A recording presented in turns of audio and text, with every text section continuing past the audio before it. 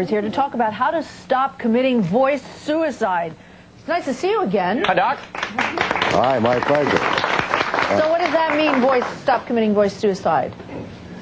People commit voice suicide. It means they're using the wrong voice. They're talking down there like that. Instead of talking around the face where all good and great voices come from. And then they talk up there and they have the nasal sound and so forth. Or you have the strangled voice. It's like wearing the shoe on the wrong foot backwards. You're committing voice suicide. It's big time in this country. A lot of people are doing it. You don't have to. And there's a way to prevent that. Yeah. I thought you were supposed to speak from your diaphragm. You speak from the mask around here. That's where all good and great voices come from. Diaphragm is a muscle of inhalation, and it gives you support. But this is the key area around the lips and nose, called the mask area. You talk up here, and you don't talk up there in your nose, and you don't talk down here, and you get heard, liked, and listened to. If you have a strangled voice, you're talking like this. We'll talk about it, how you beat it, and you get cures of this problem by talking up in the mask and nose. You have a great voice yourself. You have a very soothing voice yourself.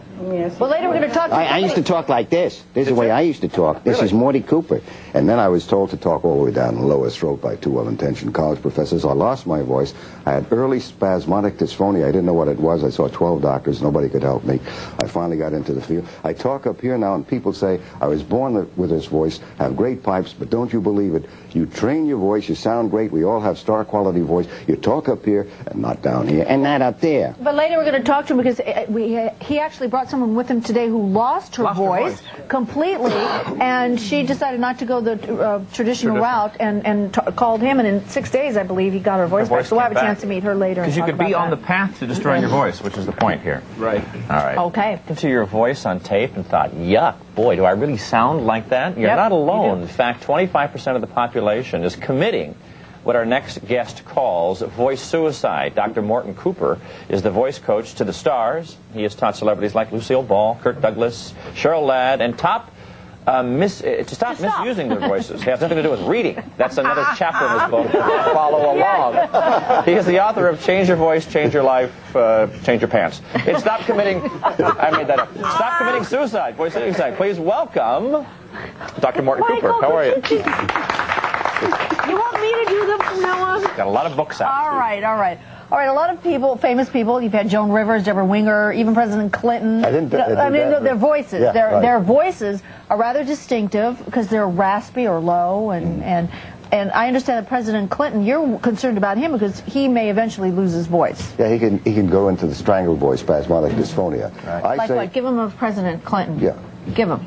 Well, I know he talks up here. He's in the upper register, down here. right here in the throat. That's that right? right. You feel it right and then down sometimes there. you hear it if it's strained, it even becomes more and more difficult to talk. Right. It's very, very serious. He's been hoarse for 20 years. Yeah. And when you get into the strangled voice, spasmodic dysphonia, when you're talking like this, and a lot of people have that around the world, millions of people I find. And it's said to be hopeless, and I'm saying, no, there is hope and there are cures, and I'm reporting cures. So when President Clinton winds up with a strangled voice, spasmodic dysphonia, he can call me. Well, speaking of, but somebody will have to call for him. Right.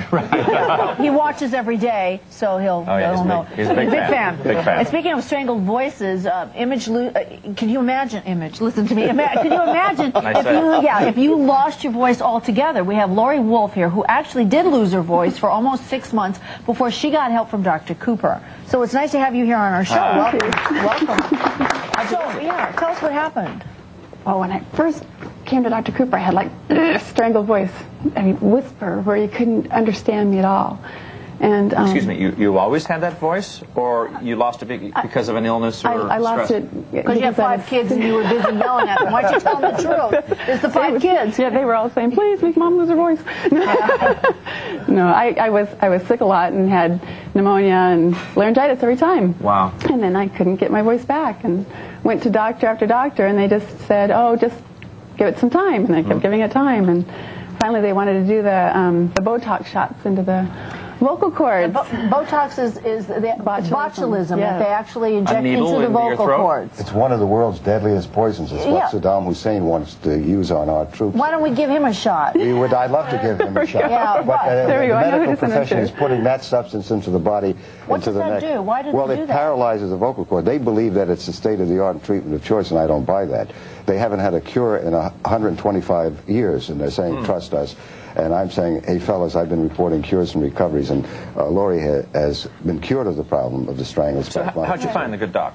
We went on the internet and found him as an alternative What therapy. were you looking for in the internet? We looked under spasmodic dysphonia, and pretty much everything that the doctor said was the only treatment was the Botox shots. Right.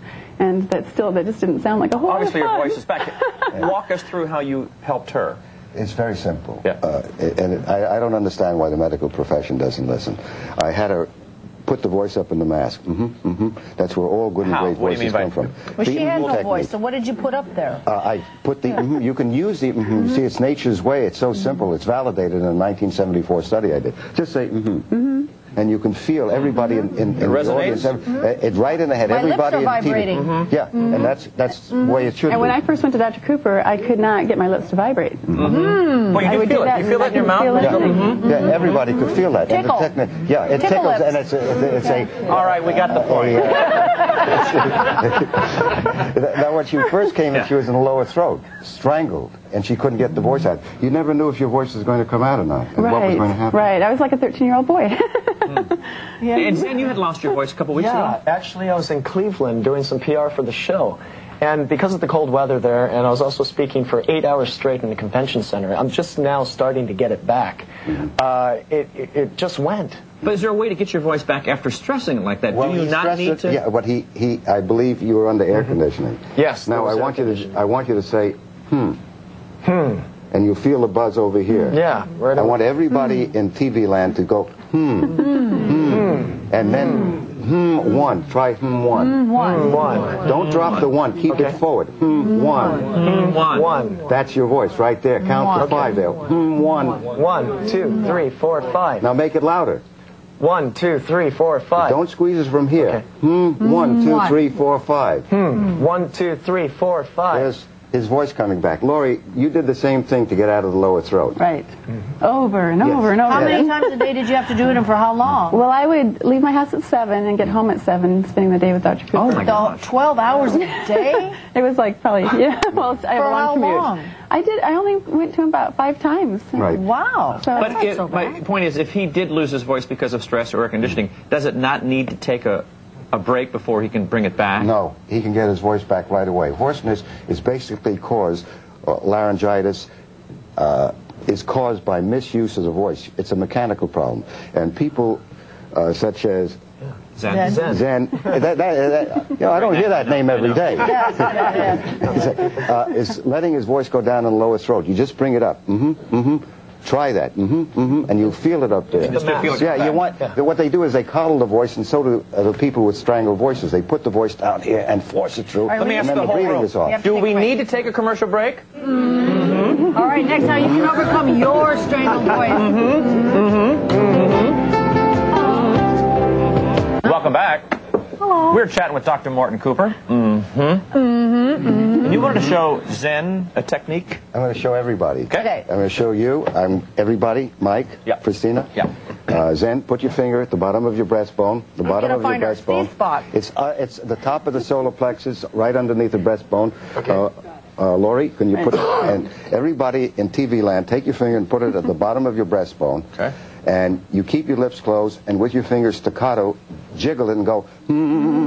And when you do that, you will feel a buzz go right into your face. And that's where your voice should come from. You got it? You got it?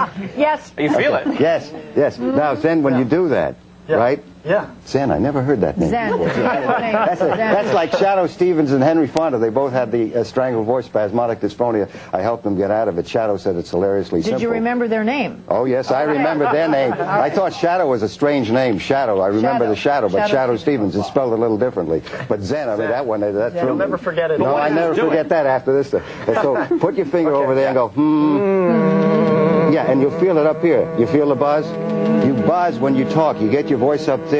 All great and good voices are up in the mask. Richard Burton, you name them. Patrick Stewart, Is the everybody. purpose of this to find out where your voice is so that by using it in this range, you're not going to lose Why it, are you're not going to talking stress like it? that? That's All of a right. sudden you're speaking so, like, well. That's right. If you talk up there, you see it'll bring it down if you're I've talking the never heard you strangle speak voice. from your mask before. Yeah, He's been doing pretty well. You both do very well. You both talk from the mouth. Because we are talk show hosts. That's right. But you are naturals, and you sound fantastic. Let's go to the weather map. Yes, yes. So it puts the buzz up there where all good and great voices come from, and people talk 25% talk in the lower throat. And Laurie was doing that, and she didn't know better. Zen is doing that. He doesn't know better. And 25% of the population is doing it. Clinton is doing it, talking when I was in Hope, Arkansas, and so forth. You don't have to do that, but you get a strangled voice. I can't talk, you're talking like that. They're squeezing the lower throat. They're committing voice suicide, and they're told it's hopeless. And there's hope, folks. There are cures and recoveries. They come from the Mayo Clinic. They come from UCLA Medical Center, top ear, nose, and throat doctors. Don't let your doctor tell you there's no hope for the strangled voice, spasmodic dysphonia. There is hope. But if you feel that maybe you do have a strangled voice, the idea is to put your finger here, and then you'll get your voice back up in that area? Yeah, you want to get it out of the lower throat. All strangled voices, and basically all bad voices, come from the lower throat. It's called the bête noire, the kiss of death down here, and you put it up there. What? Why don't you ask the next question as Mr. Clinton and see how he responds? Ask the next question. As Mr. Clinton. Yeah. Well, now, if I don't make a change and I keep speaking in this voice, what's going to happen? Well, if you keep speaking in that voice, you can wind up with the strangled voice spasmodic dysphonia. That's a prelude. That's I don't want that. No, doctor. you want to talk up there. And Mr. President, you don't want to talk down there. You want to talk up here. Now, his doctors have acknowledged on the front page of the New York Times, it's not allergy, folks, and it's not allergy, and it's not diet. They said for a long time. Yeah. They said it's reflux acid, and it's not acid from the stomach to the vocal folds. It's misuse, Mr. President, and you're leading the country down that rocky road to, when I was talking with Hillary, you don't have to talk that. We want to hear your voice out there. You know, it's funny. Well, I mean, we could do a whole segment on the misuse of his voice and everything else. Absolutely. Isn't that odd that they keep... You just edited that right. I mean, you keep hearing them. You talk about breathing. You keep Hillary and everybody else on the campus saying, why don't we all just step back and take a deep breath? Take a deep breath. Yes. Isn't it odd? Deep breath. But he's the one who's saying, I never inhaled. He's the one who needs to take a deep breath. He needs to take a deep breath. No, forget that deep breath. Laurie, when you talk up here, what do you feel? What does it sound like to you in your head? Does it sound strange? It sounds normal now. But she didn't feel it was normal. People with a strangled voice, a troubled voice, get into it, and then when you put them back up into the face, it sounds strange. It feels like you're yelling, like you're invading my space, right? Right. All right, you can learn how to change your voice and maybe your life. Check out Dr. Cooper's books like Stop Committing Voice Suicide. You can call also 1-800-932-3221. We want to thank Dr. Cooper.